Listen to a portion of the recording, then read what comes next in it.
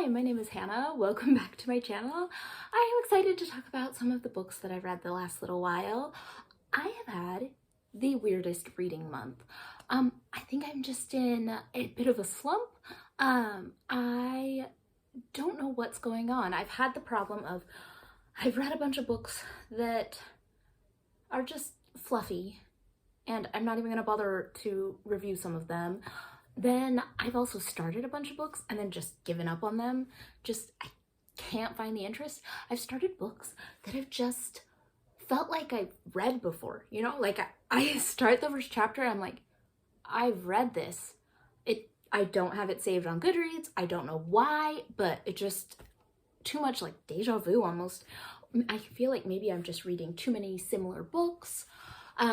Also, I'm having the struggle of waiting for my books to come off of hold at the library, and the wait list on all the books is taking so long, and so instead of reading the books that I want to be reading, I'm reading whatever's available at the time, and that's getting a little tiring. So I kind of have ended up in a bit of a slump. So if you have any recommendations on how to pull yourself out of a reading slump, let me know, because I'm just struggling to get into things. I still enjoy reading, it's just I'm not sure if I'm finding the right books, or at least the right books aren't available.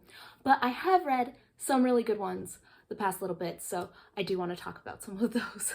So I picked up the book SPQR, A History of Ancient Rome by Mary Beard, and this was on the recommendation of Brandon at Brandon's Bookshelf, so I will link his channel down below. And this was really good. So if you want a great historical book that really covers the whole history of Rome, then go for it. I mean, I don't really know what to say other than it's just covers beginning through end of Rome, everything in between. It's quite the ambitious book, and it's very readable. I think my only gripe with it was just I didn't feel like I connected with Rome enough as a character. And that's just me. I wanted something maybe that I would feel a narrative going all the way through. And I feel like I got lots and lots of interesting facts and stories going through, but I didn't quite get that like compelling, I need to see the narrative through. But books don't necessarily have to have that. That's just me looking for something more fun. Like this had all the information and told it in an interesting way and gave me a lot of really great stuff about Rome. So I enjoyed it. I also enjoyed it because now that I finished reading the Percy Jackson books with my daughter, we have jumped onto the sequel series that talks about all the Roman gods and has a lot of Rome references. And I feel like this SPQR gave me a nice foundation where I can kind of explain some of the Roman references that are in those books. So it makes my reading aloud with my daughter more fun, and it was just a very interesting book all around.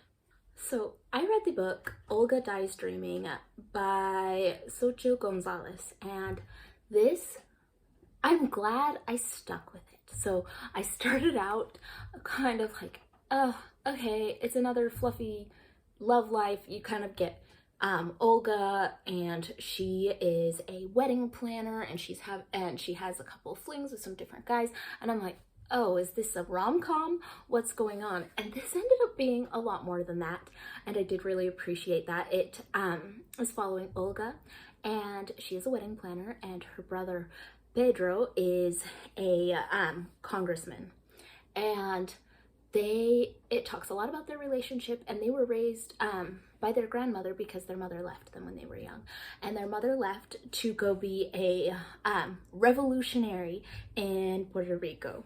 This is set during the horrible hurricane in Puerto Rico and New York City, and kind of the time before and after that, and it has a lot of excitement. I couldn't put it down. A lot of political intrigue and personal relationship things. So this book could be read as a bit of a rom-com. There is a love story in it, but it goes a lot deeper than that and has a lot of these cultural struggles that these siblings have in staying true to themselves, and also with this mother who has only ever really talked to them through these letters.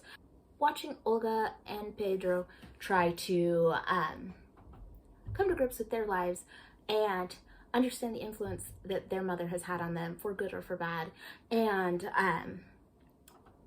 how they can help their hometown and their home country and stay true to themselves. I thought there was a lot going into it, so I ended up rather enjoying this and feeling like it had a little bit more to think about than what it seemed like on the surface when I started it, the first few chapters. This next book was very different. It is a translated book of fiction, and it is called The Twilight Zone by Nona Fernandez.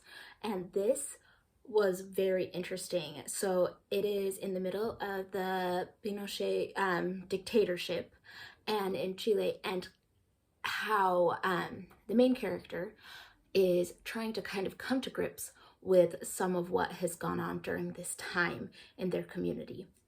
Our main character is a child when they first see a newspaper with the headline, "I tortured people," and talking about this man who was complicit in some of the government's atrocities against the people. And it haunts this narrator throughout the future, and she relates it a lot to episodes of The Twilight Zone and just this feeling of unreality where people can disappear and people can be killed and you won't know what's going to happen with them. This talks about just how these crimes can vanish in plain sight, and it kind of left me with that unsettled feeling that you would get from a Twilight Zone episode, or at least the intent of that is. And I feel like I really thought it was very interesting. It did its work in that I went and looked up stuff in like what was going on in Chile in 1984, and I did more research, so it got me interested because I didn't know much about this time period or location. And that was very, like, it did its job that way, but also just gave me that unsettled feeling. And I thought it was really good because a lot of times when a book is translated, sometimes I feel like the translation might throw it off a little, but this worked really well. I added it to my to be read list a long time ago, maybe a year ago, because I was looking for more books that took place in South America, and this was very interesting. So I do recommend it. I mean, if you're interested in any of those things, I think you would enjoy it. I thought it was really well done. So I decided to pick up the book Purple Hibiscus by Chimamanda Ngozi Adichie, and I thought that I had read Americana by the same author, and I can't find it saved on my Goodreads. And so, did I read it? I could have sworn I read it, and even looking at the description, it looks really familiar, but maybe I just heard lots of people talk about it and I didn't read it. So if you've read it and think I should go start it again and make sure that I've actually read it, if it's like that good, let me know. But I went and read Purple Hibiscus, and I loved this book.